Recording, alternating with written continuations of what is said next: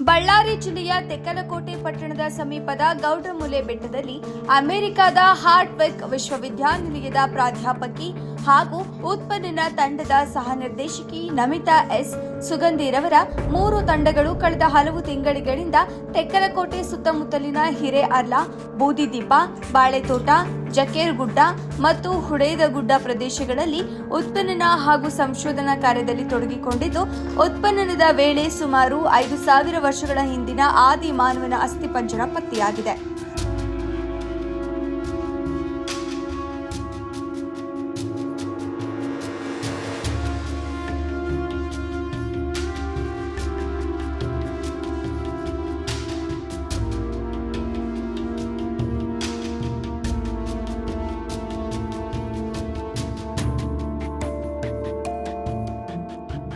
ವಾರದ ಹಿಂದೆ ನಡೆದ ಉತ್ಪನ್ನ ವೇಳೆ ಮಾನವನ ಮೂಳೆಯೊಂದು ಪತ್ತೆಯಾಗಿದ್ದು, ಮಣ್ಣನ್ನ ಮತ್ತಷ್ಟು ಅಗೆದಾಗ 5.5 ಅಡಿ ಉದ್ದದ ಸಂಪೂರ್ಣ ಅಸ್ಥಿಪಂಜರ ಕಂಡುಬಂದಿದೆ.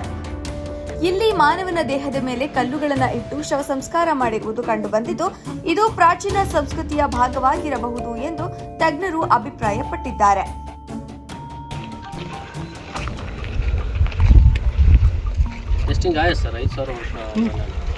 ಯಾಕೆಂದರೆ 1970ರ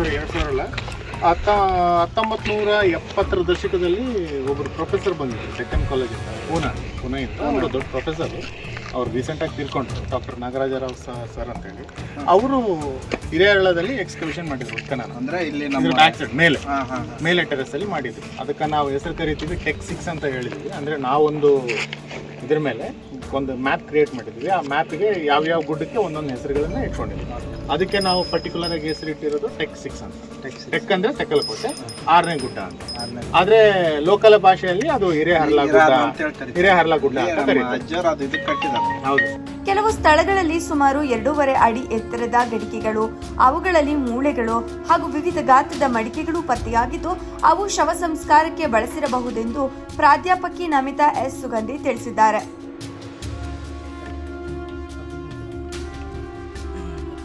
ಈ ಅಪರೂಪದ ಪಳೆಯುಳಿಕೆ ಪತ್ತೆಯ ಸುದ್ದಿ ತಿಳಿಯುತ್ತಿದ್ದಂತೆ ಶಾಲಾ ವಿದ್ಯಾರ್ಥಿಗಳು, ಪೊಲೀಸ್ ಅಧಿಕಾರಿಗಳು ಹಾಗೂ ಸಾರ್ವಜನಿಕರು ದೊಡ್ಡ ಸಂಖ್ಯೆಯಲ್ಲಿ ಸ್ಥಳಕ್ಕೆ ಭೇಟಿ ನೀಡುತ್ತಿದ್ದಾರೆ.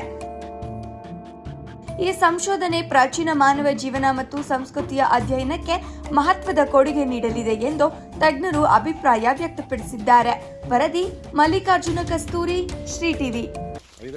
5,000 ವರ್ಷಗಳ ಹಿಂದಿನ ಒಂದು ಅಸ್ಥಿಪಂಜರ ಮತ್ತು ಮಣ್ಣಿನ ಕುಡಿಕೆಗಳು, ಕೆಲವು ಇತರ ವಸ್ತುಗಳು ಇಲ್ಲಿ ನಮ್ಮ ತೆಕ್ಕಲಕೋಟೆ ಪಟ್ಟಣದ ಗೌಡ್ರ ಮೂಲೆಯಲ್ಲಿ ಒಂದು ಹೊಲದಲ್ಲಿ ಒಂದು ಗುಡ್ಡದ ಪಕ್ಕದಲ್ಲಿ ದೊರೆತಿರತಕ್ಕಂಥದ್ದು ನಮ್ಮ ತೆಕ್ಕಲಕೋಟೆ ಜನತೆಗೆ ಬಹಳ ಸಂತೋಷದ ಒಂದು ಸುದ್ದಿ.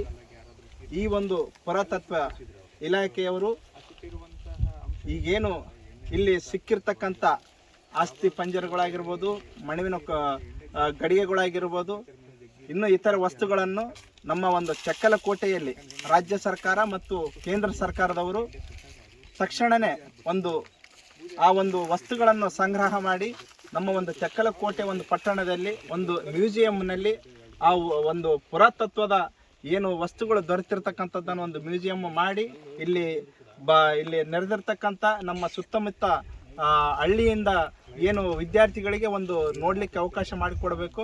ಅದೇ ರೀತಿಯಾಗಿ ಈ ಒಂದು ಏನು ಇಲ್ಲಿ ದೊರೆತಿರ್ತಕ್ಕಂಥ ಅವಶೇಷಗಳನ್ನು ಇಲ್ಲಿ ಭಾಳಷ್ಟು ಜನ ಕ್ರೌಡ್ ಆಗಿ ಬರ್ತಾ ಇದ್ದಾರೆ ನೋಡಲಿಕ್ಕೆ.